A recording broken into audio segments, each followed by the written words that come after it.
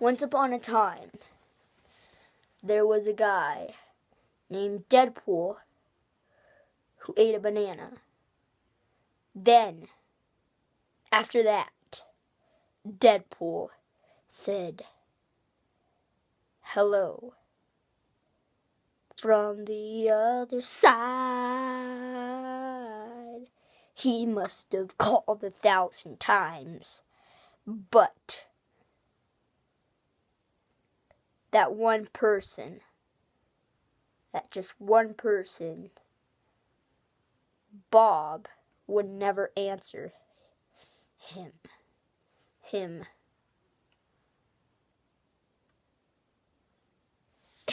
just wanted to tell him that he was sorry for being awesome. And then Deadpool lost that guy's number, so he was sad. But then he found a kitten who he fell in love with. And then Deadpool and the kitten lived happily ever after in China.